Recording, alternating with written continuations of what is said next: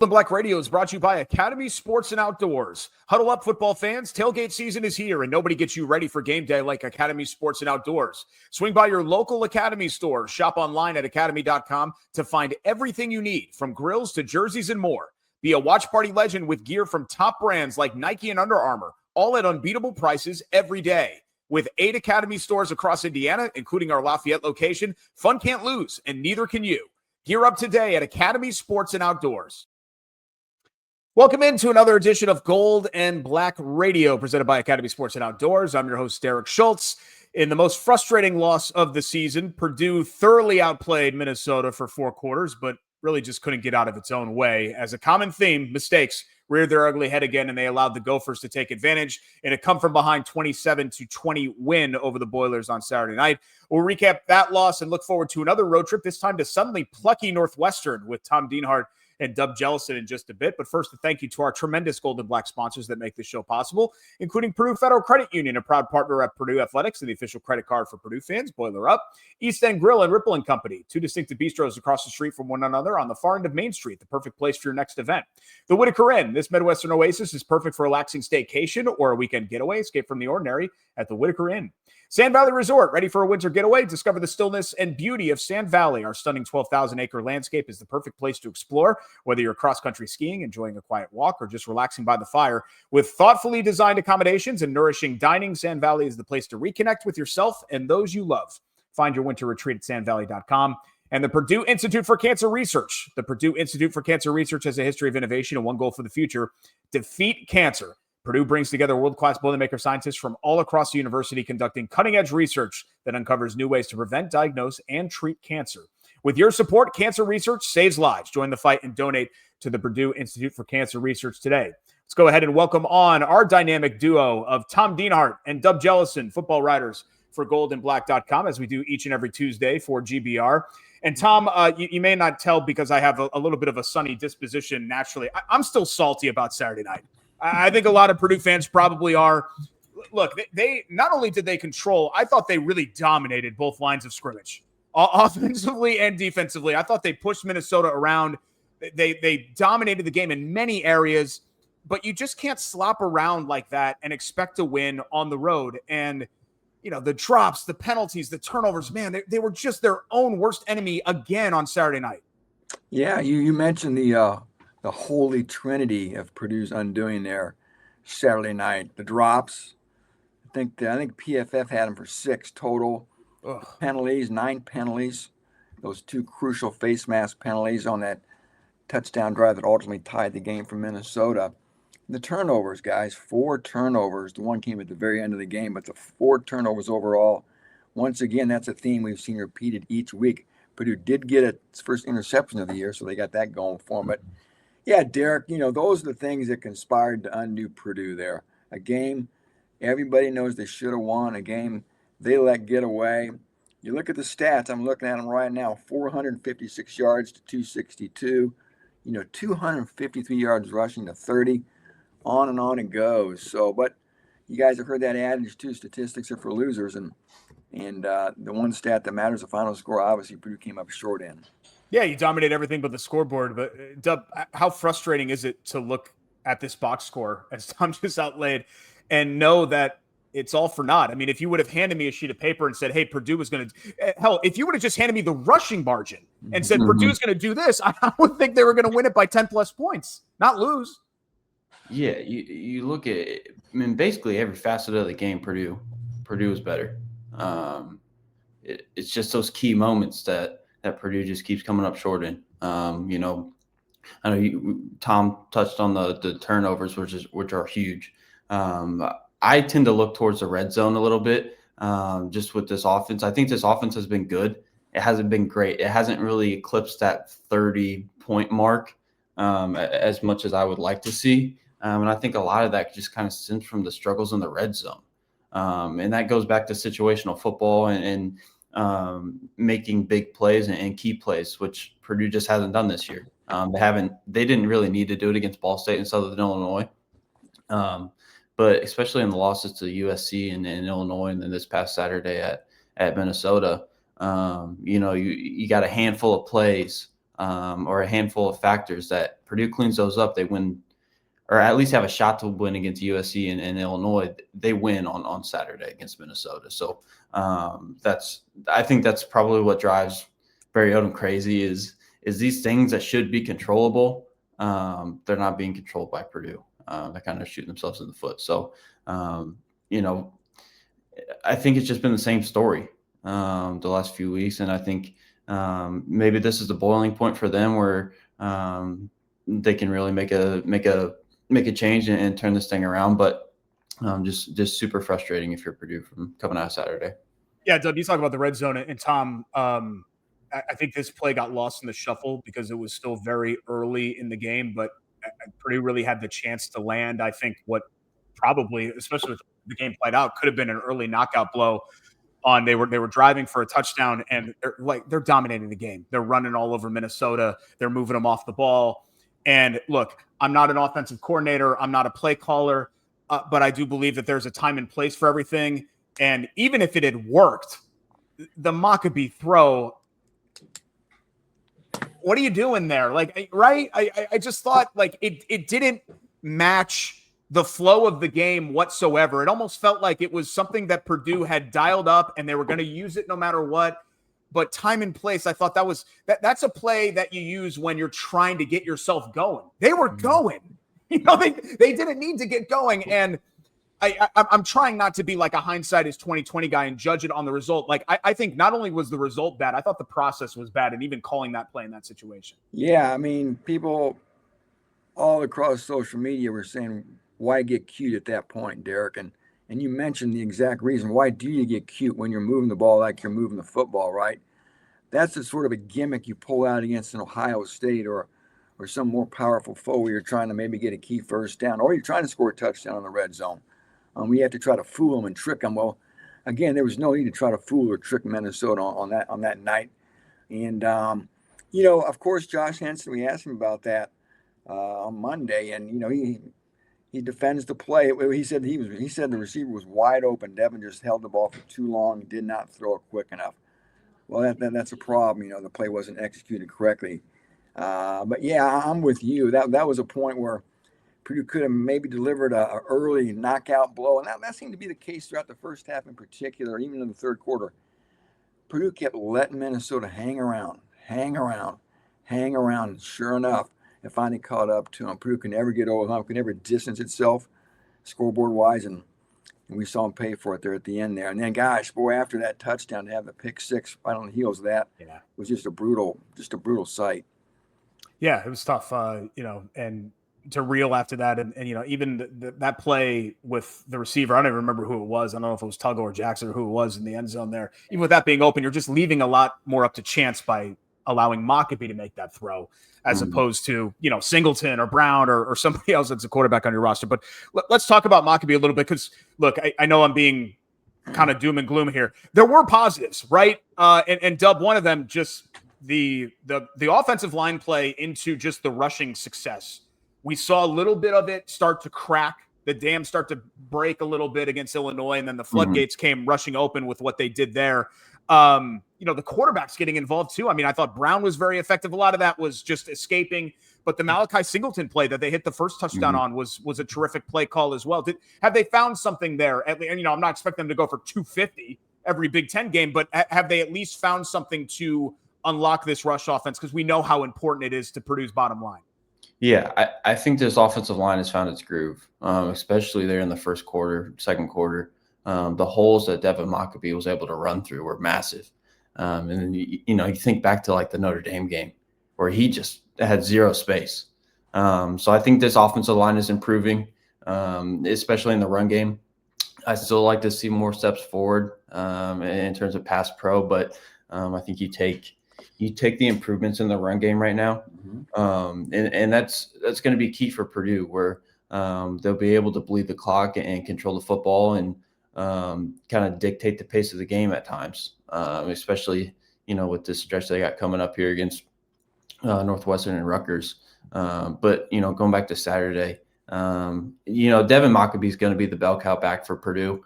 It's about whether or not they can get some other guys around Maccabee to get going as well. And we've seen that the last couple of weeks. Last week it was Antonio Harris ripping off a few big runs, and this week it was Ryan Brown and Malachi Singleton. I'll be interested to see just how much more of Singleton we see. I think Purdue showed its hand a little bit on Saturday, and I think teams will be a little bit more prepared for Singleton coming into the game. But still, I think, he's a weapon with the football in his hands. I think he said he was 230. He's pretty stout. He's not super tall, so he's pretty stout, and I think he can get those tough yards, which is why they put him in on short yardage and at the goal line. So, he's a dynamic guy with the football in his hands, and he can also get those tough yards. So that just adds another layer to this, what's been an improving run game for Purdue. Yeah, and Tom, you look at Singleton, here's a guy that came here, I think, with the expectation to be the starter, right? And he was pretty quickly replaced by Ryan Brown. The second that he did the about face in Chapel Hill, it was like, all right, Brown is QB1 here. But what's it say about him to kind of tough it out and contribute how he can, despite the fact that, he's obviously just human nature. You're disappointed to not be QB1 and be under center for every snap. Yeah, we talked to Malachi this week too, and he was asked that question very similar to that, Derek. How do you keep from hanging your head, not feeling sorry for yourself, maybe getting disconnected and pouting, if you will, when you aren't the guy? And that certainly wasn't the case for Singleton. He's handled himself with aplomb here. Talked about, just the camaraderie in that quarterback room. It was pointed out after that 40-yard TD run, the first guy out there congratulating him was Ryan Brown. So it speaks a lot to his character, I think, into the bond those quarterbacks have, because everybody's competitive. Man, let's not kid ourselves. Everybody wants to play. Nobody wants to sit on the bench. But for him to embrace that role, which he certainly has, again, like I said, says a lot about his character. And I think what a weapon for Purdue. I think it was the most we've seen him this year, right? He was on the field 2 or 3 different times. Remember, he picked up a key first down once, fourth down play, too. He got to throw a pass. I asked him kind of kiddingly, hey, can you catch the ball, too? And he goes, well, I want to keep that on the down low. So who knows what else maybe they have up their sleeve with him. Just kind of a fun wild card that something folks are going to have to be prepared for. And maybe he can spring another big play to win him a game at some point. Doug, what do you think of Ryan Brown's performance overall? Obviously, the pick six was very costly, but I thought his ability to extend plays really helped the offense. And again, kind of like the Illinois game, I just don't think the stat line is going to tell the whole story because of the drops. Yeah, absolutely. Him running around off script was pretty fun to watch. All the plays that he made, including that acrobatic touchdown dive. It was fun to watch, and something we really haven't seen from Purdue quarterbacks a whole lot, at least in recent memory in my lifetime that I can remember. In terms of the passing, though, Tom mentioned it off the top. 6 drops by Pro Football Focus. I think it's probably more like 10 to 11, and just in terms of the balls that should have been caught that weren't. There was a couple that I don't even know if Purdue's receivers got their hands on, and then it went right through them. That group needs to step up and help out Ryan Brown, who's still learning. He's still learning under the job, and that's something that Josh Henson talked about today or on Monday when we talked to him. But Ryan Brown needs to work on his decision making, obviously, which comes with experience. I think we can all agree on that. He's leading the Big Ten in interceptions now with 7. So that's something that he's got to clean up for this Purdue offense to start humming and just be more consistent, because I feel like they've moved the ball quite well, even in losses. It's just those turnovers and the red zone that's really killed them. We saw Barry Odom openly angry after that Illinois game, Tom, and this one felt a little more like just deflation. I think he sees what we see in that. And look, I'm not trying to put on my gold and black hat here. Purdue is close, right? They're making progress. They're not only close to competing. I mean, they're already competing every single week, but to winning some of these games. But I think he also realizes just how much of a mess they still have to clean up, because you have to control. There are so many things that are not controllable. Like, remember, we talked about USC and Notre Dame, matching up with them up front. You can't really control that, but you can control drops. You can't control, hey, I'm not going to have my hands up in the quarterback's face twice on the same critical drive and get 2 penalties because of that.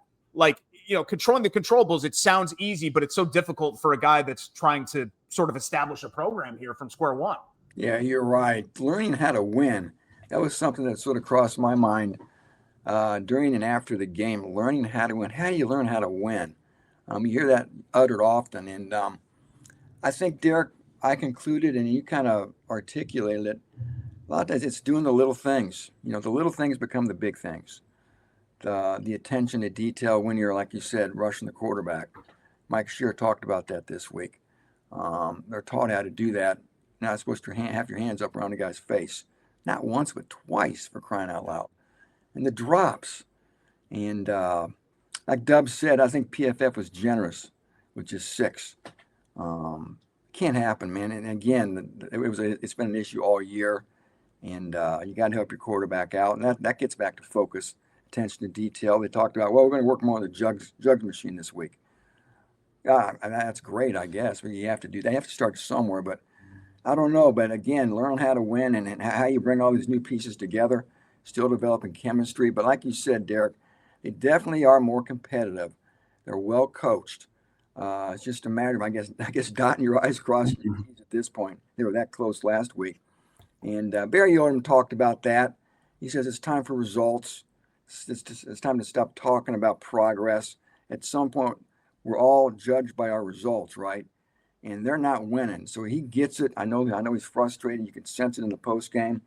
And, there's a lot of, I think, sense of urgency. And here we go, guys. 2 games left this month. The most critical month we talked about. Can they come away with 2 wins before that very unforgivable November begins?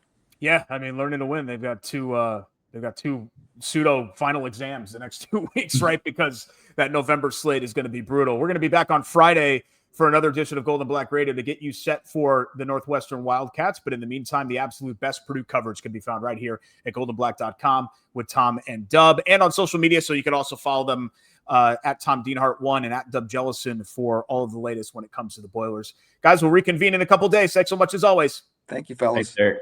It's Tom Dienhart and Dub Jellison, and that is our show for this Tuesday, Gold and Black Radio. Thanks so much to our presenting sponsor, Academy Sports and Outdoors, as well as Purdue Federal Credit Union, the official credit card for Purdue fans, East End Grill and Ripple & Company, 2 distinctive bistros across the street from one another on the far end of Main Street in Lafayette. The Whitaker Inn, for unparalleled comfort and cuisine, visit the Whitaker Inn. Sand Valley Resort, with thoughtfully designed accommodations and nourishing dining. Sand Valley is the place to reconnect with yourself and those you love. Find your winter retreat at sandvalley.com. And the Purdue Institute for Cancer Research, which has a history of innovation and one goal for the future: defeat cancer. Join the fight and donate to the Purdue Institute for Cancer Research today. And I always got to go into my spiel at the very end. Don't forget to like and subscribe, whatever platform you're utilizing, whether that's a podcast platform, Apple Podcasts, Spotify, anything like that. Our YouTube channel, maybe you're watching it on the goldenblack.com YouTube. Be sure to like and subscribe if you're not already, and leave us a nice review if you want to do that. 5 stars, we'd really appreciate it. Also, you'll want to check out all of our other non-Golden Black radio related content at goldenblack.com, and you can do the best in doing so with a subscription to goldenblack.com. So you get all of Tom, you get all of Dub, you get all of Brian Newbert, you get all of Carm, you get all of everybody, the entire Golden Black crew, and the Knucklehead Central message boards by subscribing to goldenblack.com for the best men's basketball, number 1 men's basketball coverage, number 1 coverage of the number 1 team, at least for preseason number 1, as we're talking about this right now, just released, and in football as well at goldandblack.com, and new highlights, new videos uploaded regularly on the YouTube page. That's all free content as well on the YouTube platform. But thanks again for joining us, and we'll talk to you Friday for a game preview of Northwestern right here on Gold and Black Radio. As you all know by now, Gold and Black Radio has also teamed up with BetMGM this season. We'll be using BetMGM lines to make all our picks, and we'll have special offers for our listeners each week. When you join BetMGM, you get access to a variety of parlay selection features like same-game parlays, live betting options, and more. If you haven't signed up for BetMGM yet, use bonus code ON3, and you'll get up to a $1,500 first bet. Offer on your first wager with BetMGM. Here's how it works. Download the BetMGM app and sign up using bonus code ON3. Deposit at least $10 and place your first wager on any game. You will receive up to $1,500 in bonus bets if your bet loses. Just make sure you use bonus code ON3 when you sign up. Make this college football season one for the history books. Make it legendary. See BetMGM.com for terms. 21 and over only. U.S. promotional offers not available in New York, Nevada, Ontario, or Puerto Rico. Gambling problem? Call 1-800-GAMBLER. First bet offer for new customers only, subject to eligibility requirements. Rewards are non-withdrawable bonus bets that can expire in 7 days. In partnership with Kansas Crossing Casino and Hotel. Don't forget, if you haven't signed up for BetMGM yet, use bonus code ON3 and get your $1,500 first bet offer today.